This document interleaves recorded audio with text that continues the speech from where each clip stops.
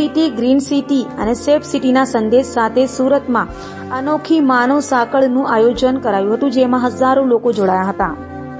સુરત શહેર પોલીસ વિભાગ, Surat municipal corporation અને કલેક્ટર ઓફિસના સંયુક્ત ઉપક્રમે વડાપ્રધાન નરેન્દ્ર મોદી દ્વારા કરવામાં આવનાર ડાયમંડ બુર્સના ઉદ્ઘાટન કાર્યક્રમ અનુસંધાને વડાપ્રધાનને આવકારવા તારીખ 15 ડિસેમ્બર 2023ના રોજ 25,000 જેટલા બાળકો દ્વારા પોલીસ પરેડ ગ્રાઉન્ડથી વાય જંકશન અને વાય જંકશનથી જોગણી માતાના મંદિર સુધી 15 કિલોમીટરના રૂટ ઉપર clean Surat, fit India, safe સુરતના થીમ ઉપર માનવ સાંકળનો કાર્યક્રમ યોજવામાં આવ્યો હતો, જે કાર્યક્રમમાં CR પાટીલ તથા માનનીય ગૃહમંત્રી Harsh Sanghavi, Surat police commissioner, Surat collector અને સુરત મનપા કમિશનર સહિતનાઓ ઉપસ્થિત રહ્યા હતા.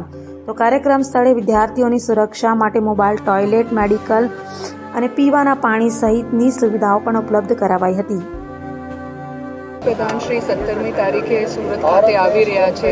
માનનીય ગુજરાતના મુખ્યમંત્રીશ્રીના માર્ગદર્શન હેઠળ સમગ્ર સુરત શહેરમાં સાફ સફાઈની ઝુંબેશ ઉપાડવામાં આવી છે. આજે સુરતમાં લોકો પણ ખૂબ મોટી સંખ્યામાં જોડાય અને સાફ સફાઈમાં એ લોકોનું પણ જાગૃતિ વધે, આ હેતુથી સુરત મહાનગરપાલિકા, પોલીસ કમિશનર અને જિલ્લા કલેક્ટરશ્રી દ્વારા એક માનવ સાંકળનું આયોજન કરવામાં આવ્યું છે. 15 કિલોમીટરની આ માનવ સાંકળમાં 20 થી 25,000 જેટલા વિદ્યાર્થીઓ અને અન્ય લોકો જોડાઈ રહ્યા છે. માનનીય ગૃહ રાજ્યમંત્રી શ્રી અને CR પાટીલ સાહેબ પણ આ માનવ સાંકળમાં ઉપસ્થિત રહીને આ બધાને પોતાનું માર્ગદર્શન પૂરું પાડવામાં આવનાર છે. આપના થકી હું લોકોને અપીલ કરું છું કે સુરત શહેર સમગ્ર ભારત દેશમાં અર્બન ગવર્નન્સ માટે અને ક્લીનલીનેસ માટે ઓળખાતું થાય છે, પણ લોકો પણ આમાં ખૂબ મોટી સંખ્યામાં જોડાય એવી હું સુરત મહાનગરપાલિકા તરફથી બધાને અપીલ કરું છું. मेरे दोनों हाथ में माइक है. વિકાસની બધી દિશાઓમાં અભૂતપૂર્વ પ્રગતિ કરી રહ્યા છે. જ્યારે માનનીય વડાપ્રધાનશ્રીના સંકલ્પ પ્રમાણે ક્લીન ઇન્ડિયા, ફિટ ઇન્ડિયા, એની સાથે સાથે સેફટી, સિક્યોરિટી, નાગરિકોની સલામતી એટલે સેફ સુરત, તો ક્લીન સુરત, ફિટ સુરત અને સેફ સુરત, આ સંકલ્પ સાથે તમામ શહેર અને જિલ્લા પ્રશાસન દ્વારા આજે આ એક માનવ સાંકળનો કાર્યક્રમનો આયોજન કરવામાં આવ્યું છે. હ્યુમન ચેન બનાવવામાં આવી છે, જેમાં વિદ્યાર્થીઓ છે, બીજા નાગરિકો પણ છે અને બધા લોકો એની પ્રતિબદ્ધતા બતાવી રહ્યા છે ક્લીનલીનેસ માટે એટલે સ્વચ્છતા માટે, ફિટનેસ માટે અને સલામતી માટે. મોટી સંખ્યામાં 15 કિલોમીટરની એક માનવ સાંકળ એટલે હ્યુમન ચેન આજે બનાવવામાં આવશે. માનનીય ગૃહ રાજ્યમંત્રી શ્રી, માનનીય CR પાટીલ સાહેબ, બીજા સુરત શહેર અને જિલ્લાના લોકપ્રતિનિધિશ્રીઓ બધા આમાં ઉપસ્થિત રહેવાના છે. મૂળ હેતુ આ જ છે કે તમામ નાગરિકો આ 3 બાબતોમાં વધારે સચેત થાય અને વધારે મહેનત કરીને શહેરને વધારે સ્વચ્છ બનાવે, વધારે ફિટનેસ પ્રત્યે ધ્યાન આપે અને સુરત સેફ સુરત તરીકે વધુમાં વધુ સેફ બનતું જાય. આ મુખ્ય હેતુ છે. ધન્યવાદ.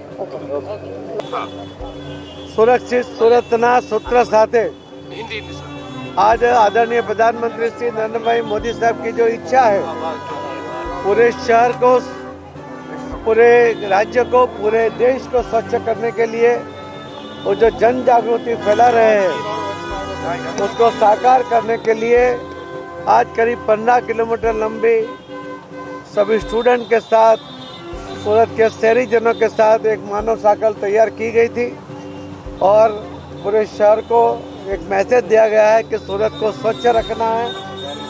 सूरत जो अभी भी स्वच्छता में दूसरे नंबर पे है उसको पहले नंबर पे लाने की कोशिश हमारी रहेगी. आदरणीय प्रधानमंत्री नरेंद्र मोदी साहब को देश को स्वच्छ करने की जो बात है उसको साकार करने में हमारा सबका योगदान रहेगा. यही मैसेज आज इस मानव साइकिल के जरिए हमने दिया है. धन्यवाद. आज सूरत शहरना नागरिकोए फरी एकवार नवो इतिहास रच्यो छे.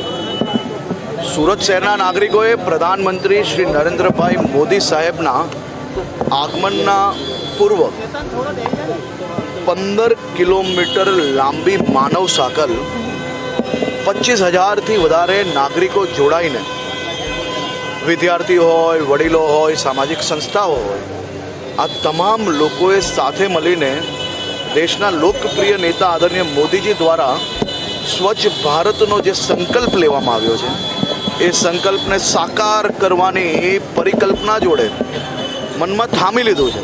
અને આજે 15 કિલોમીટર લાંબુ હજારો લોકોએ મોદીને સ્વચ્છ ભારત, સ્વચ્છ સુરતના નારા જોડે આદરણીય મોદીજીના સ્વાગતની તૈયારીઓ બી, અને સાથે સાથે આ નાના બાળકોમાં સ્વચ્છ ભારતનો જે સંકલ્પ સાકાર કરવાની ઈચ્છા શક્તિ નજરે પડી છે. તે જોઈને હું જરૂરથી કહી શકું છું કે સુરત શહેર જે આજે દેશમાં બીજા ક્રમે છે સ્વચ્છતામાં, એ જરૂરથી આવનારા દિવસોમાં પહેલા ક્રમે પહોંચવા માટે 100% મહેનત સાથે મળીને કરશે.